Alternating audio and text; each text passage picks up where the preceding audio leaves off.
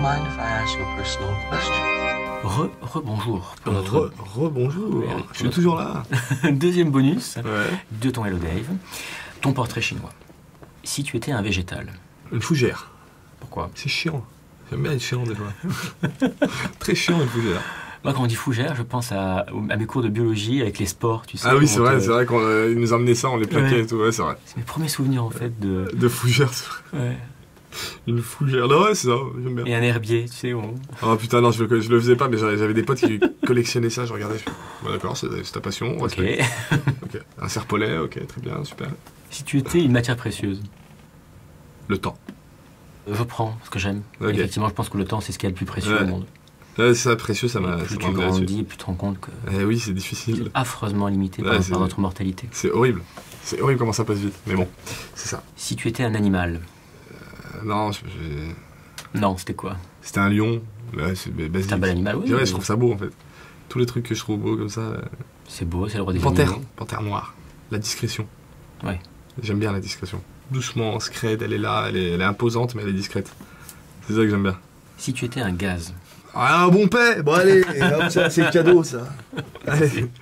Si j'étais un gaz, c'est bizarre, ça. J'ai jamais entendu ça dans un portrait chinois. On peut être un gaz hilarant, on peut être un gaz Ouais. toxique, on peut être de l'hélium, Un gaz de étourdissant. l'oxygène. Un gaz étourdissant. Ouais. Gentiment étourdissant ou étourdissant? Non, gentiment étourdissant, tu casses plus les couilles, t'es relâché. Ouais, on s'en fout de tout. J'aime bien quand les gens ils s'en foutent. C'est le moment où des fois je m'en fous de tout, donc. Relaxant, un gaz relaxant. Un gaz relaxant, voilà. Relaxe-toi, on s'en fout. C'est rien de grave. Y a rien de grave dans la vie, je pense. Si tu étais un chiffre, 7. ça représente quoi le 7 pour toi? Je sais pas, c'est toujours le truc que je fais. Mes vidéos s'arrêtent à 7 minutes. J'avais vu un truc sur Tupac, un reportage où lui aussi c'était son chiffre, le 7. Il y avait beaucoup de coïncidences avec le 7. Superstitieux? Un petit peu, ouais, un petit peu. Et toutes mes vidéos, je les arrête à 7, vraiment. Par exemple, ma vidéo, elle fait 3 minutes 20. Bah, je fais 3 minutes 20 et 0,7 centièmes. C'est bien, c'est bien, mais à chaque fois, j'essaie de faire ça. Et là, comme par hasard, la coïncidence, je ne m'étais même pas rendu compte, j'avais oublié de dire au monteur, ma dernière vidéo qui a bien marché, qui s'appelle Mama Flakaira, fait 7 minutes. Ça marche, 7.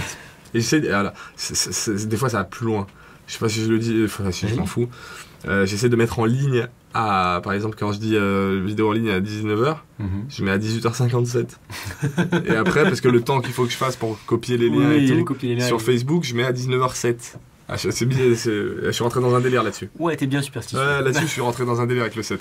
Et ce serait le 7 avec une barre ou le 7 sans barre? Sans barre. Sans barre. Ouais, le 7 À bien l'américaine. propre. Seven. Ouais. Allez, petit hommage à Fincher encore. Exactement. Voilà, bah tu vois, en plus. Il y a toujours quelque chose qui se passe avec le 7. Toujours. Si tu étais une lettre de l'alphabet. Le M. Et M, c'est quoi pour toi? Je sais pas, c'est mon prénom, c'est la mère, c'est.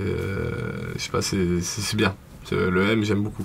Milieu de l'alphabet. Milieu de l'alphabet, ouais, rassurant. C'est de maman, ouf. c'est Mohamed. Ouais, c'est voilà, ça. tout Mohamed. Si tu étais un instrument. Les violons, j'adore. Ouais. Putain, dans une musique, quand il y a des violons, moi, ils me chopent. Hein. Ils font ce qu'ils veulent, même si le film c'est de la merde. C'est. Oh putain, arrête. Les cordes, c'est l'émotion. Ouais, et surtout les cordes qui glissent comme ça, là, ça marche tout de suite. Si tu étais une arme. La peur. Mais c'est une arme. Ouais. C'est celle de nos politiciens. Ouais, c'est ça. C'est le Générer la politicien peur. de tout le monde. Tous ceux qui ont envie de foutre la merde, c'est avec la peur. Si tu étais un péché. La gourmandise. Et que ce soit partout, hein. Des fois, je suis un peu trop gourmand. Pour le coco. Pour le coco, pour la bouffe, pour la vie. Des fois, je suis pas très mesuré sur ce que je fais quand je consomme des trucs et quand je fais des trucs. Et heureusement que, par exemple, avant, je fumais du shit. Et je savais pas m'arrêter, je fumais vraiment beaucoup. Et j'ai arrêté à 19 ans. Et parce que j'ai arrêté parce que j'ai fumé beaucoup trop et que je faisais des battes dégueulasses et tout, etc. Qu'est-ce qui t'a fait prendre conscience qu'il fallait arrêter? Bah déjà, physiquement. Bad trip, tachycardie, pas bien, vie nulle, lente. À 19 piges, j'ai arrêté. J'ai dit non, c'est pas possible. Déjà, mon corps, il supportait plus. Et je savais que si je continuais, j'allais continuer beaucoup trop. Je suis gourmand. J'arrive pas à faire vite fait. Dès que je fais un truc, et même pour les passions, c'est pareil. Quand Dragon Ball Z, j'aime pas comme ça, j'aime comme ça. Tu vois, à chaque fois que j'ai un truc, j'aime beaucoup. T'as un caractère addict. Je pense vraiment, hein, et vraiment, je fais pas faire le mec, non, prenez pas de drogue et tout, parce que je sais que j'en aurais pris si j'avais pas physiquement des séquelles. Moi, je peux pas. Maintenant, tu m'approches à côté d'un joint, je vais à l'hôpital. C'est c'est tachycardie, c'est tête qui tourne, crise d'angoisse. Et donc, et tant mieux, merci, tu vois, comme quoi il y a rien de pas prévu, tant mieux, parce que ça m'empêche aujourd'hui de prendre d'autres trucs. Pareil pour l'alcool, rien du tout. Rien de à part la clope de temps en temps, toutes les drogues un peu dures, ou l'alcool, ou tout ce qui enivre, ou tout ce qui te change de comportement, mon corps il refuse. Donc tant mieux, parce que je serais allé dans l'excès. Moi je suis pas allé à la drogue parce que j'ai un copain qui est mort à cause de la drogue. Tu vois, qui s'est tué à cause de ça. Ah bah ça c'est encore pire, tu vois, c'est sûr que tu ne te fais pas à vie. Et c'était assez jeune, ça m'a permis de...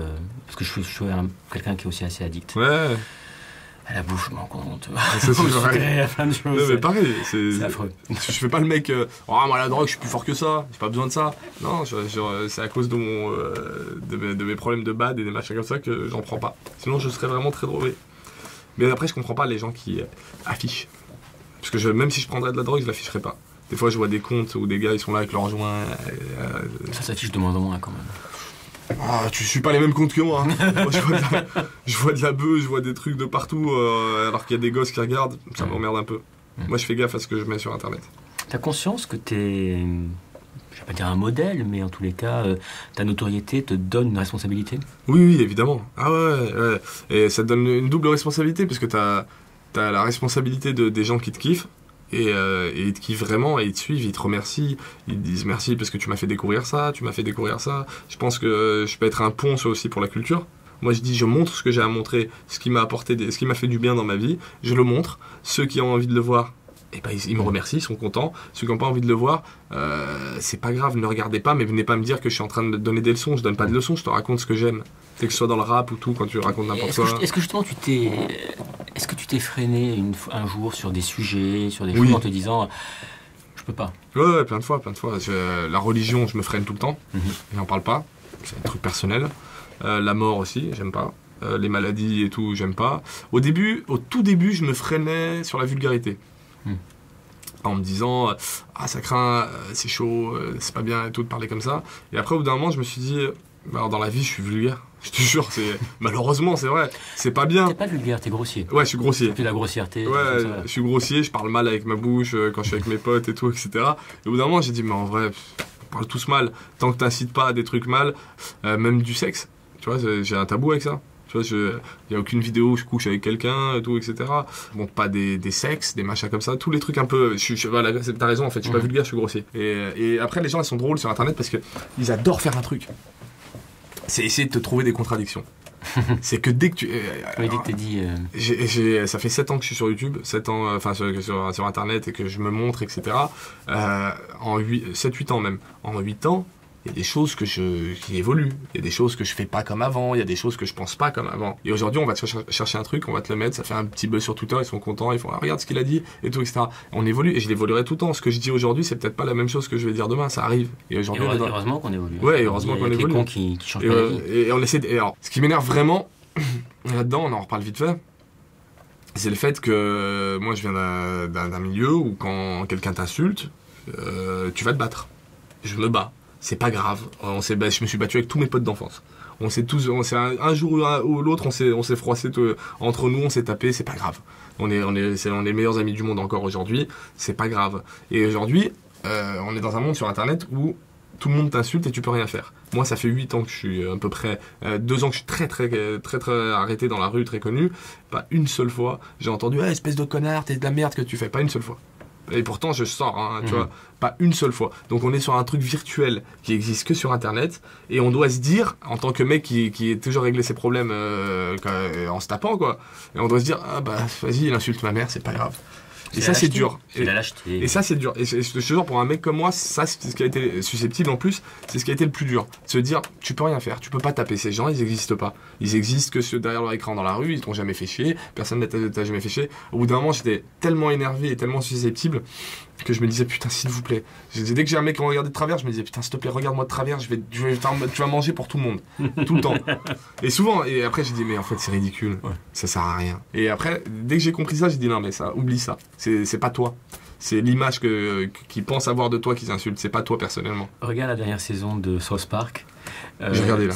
T'as vu la toute dernière là où Trump justement est élu avec les trolls, voilà. C'est les trolls, quoi. Ouais, c'est ça. Les haters à mort et voilà. Et quand tu les mets en face, ils sont pas bien. Ils sont pas bien, mais j'en ai jamais croisé malheureusement. J'attends, moi je suis toujours dans. Heureusement. Mais non, mais parce que un jour faut qu'il y en ait un qui paye quand même. Non, il faut. Mais c'est pas bien, la pire des choses, c'est ignorer. Ouais, c'est ça. Et j'ai compris ça. Au début, je répondais et je me tapais des putains de de bad buzz sur Twitter parce que je répondais. Moi j'ai eu quelques remarques. C'était principalement sur Marion Séclin. Ouais. Des remarques assez violentes, pas sympas. Oui. Je réponds pas. Oui, évidemment. Je pense que quand on nous voit dans nos sketchs, dans l'écran, dans ce qu'on dit, des fois c'est des vannes, on pense pas à ce qu'on dit, c'est des blagues. C'est aussi des personnages. Et je pense que voilà, l'image que tu rejettes et ce que t'es vraiment, il y a une grosse différence. J'ai rencontré des artistes que je kiffais, qui dégagent une image mais magnifique, et quand je les vois dans la vie, c'est pas des gens bien. Mais c'est pas grave. Et c'est pareil dans l'autre sens, tu te dis putain lui c'est un enculé, quand tu le rencontres, il est génial. Et je pense que l'image qu'on renvoie, faut pas se focaliser là-dessus parce que c'est faux. Tu ne me connaîtras jamais comme mes proches me connaissent. Oui, mais quand t'es quelqu'un de public, t'appartiens. Oui, c'est ça. Ils ont l'impression. C'est le revers de la médaille de la célébrité. Ouais, c'est ça. Ils ont l'impression que t'es ce qu'ils ont décidé. Si tu étais une planète, quelle planète serais-tu? C'est avec les anneaux, je la trouve stylée. C'est Saturne. C'est celle du temps. Tu vois, quand tu disais que le temps était le plus important. Voilà, Saturne, j'adore. Saturne, complètement bien. Si tu étais un jouet. Je sais pas si tu te rappelles. À l'époque, il y avait un jeu avec une bille que tu devais faire traverser dans un parcours. Oui. Et tu vois, c'était un gros parcours avec la bille. J'avais passé, c'était nos anciennes consoles, ça. Oui. J'avais passé des heures dessus. C'était génial, ce jeu-là. C'était mais tu sais, ça faisait un jeu qui était physique, en fait. Où tu avais la bille et tu devais aussi te balader. C'est ça. Tu te baladais avec le truc, l'équilibre et tout. Et ce jouet-là. Et récemment, je suis retourné chez ma famille d'accueil. Parce que j'avais une famille d'accueil aussi quand j'étais jeune. Et c'est là-bas que j'avais joué à ce jeu. Et en fait, je suis retourné dans cet endroit qui est dans une petite campagne de 100 habitants où j'allais que pour les vacances pour faire le foin avec des vaches et tout, etc. Et c'est là-bas que j'y jouais. Et ces gens-là n'ont rien jeté. Donc je suis monté à l'étage, j'ai vu ce jeu avec lequel je jouais, j'ai halluciné. Je fais, mais c'est incroyable, il y a tout, quoi. C'est beau, c'est un beau souvenir. Ah, je vais le mettre dans ma BD, ça aussi. C'est trop, parce que j'ai vécu à la campagne, personne ne le sait, mais la BD expliquera tout. Si tu étais un monument. Ah, il y a un truc. À Lyon, c'est sûr, un monument à Lyon. La basilique de Fourvière est magnifique. C'est très très beau. Et le crayon de Lappardieu qui est nul, qui est moche, mais qui veut. C'est rassurant. À chaque fois que je rentre de Paris et que j'arrive à Lyon, je vois mes deux repères. Tu sais, je vois le crayon de Lappardieu et la basilique de Fourvière. Je suis chez moi. C'est chez moi. Et même, tu sais qu'il y a un truc aussi, c'est délire de se dire que avant d'être français, je suis lyonnais. Avant d'être, c'est vraiment c'est une appartenance forte, Lyon. C'est ma ville, c'est vraiment chez moi. Et ce truc là, quand j'arrive, ce monument, je le vois, je fais Lyon. Pour moi, c'est Avignon. Et c'est Avignon quand le TGV arrive à Avignon. T'es d'Avignon? Oui, je suis né en Avignon. Je suis même né intramuros, parce que l'hôpital était avant à l'intérieur de la vieille ville. Et le TGV, tout d'un coup, arrive tout en haut, et on voit le Mont Ventoux. Ouais.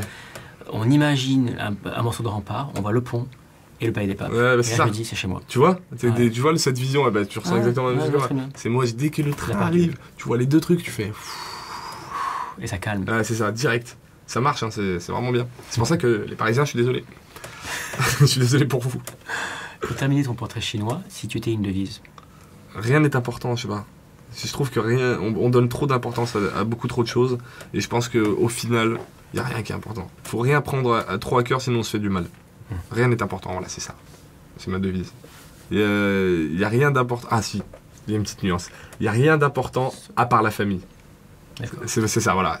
Ma devise complète, c'est ça, j'avais oublié un passage. Rien n'est important sauf la famille. Et la famille au sens large. Exactement. Quand tu as décidé de faire rentrer quelqu'un dans... C'est celle que tu te fais aussi. Exactement. C'est un cercle, comme je t'ai dit, il y a trois bulles dans ma vie. C'est un cercle, si tu fais rentrer des gens dans ce cercle-là, c'est ta famille. Et il n'y a rien d'important. Au-delà de ce cercle, il n'y a rien d'important. C'est pas grave, tout le reste, on s'en fout. Merci beaucoup. Merci à toi. Si tu es arrivé jusqu'ici et que tu en veux encore, clique ici en bas à droite. Et si tu veux voir ma prochaine vidéo, abonne-toi à ma chaîne en cliquant ici, sur la gauche.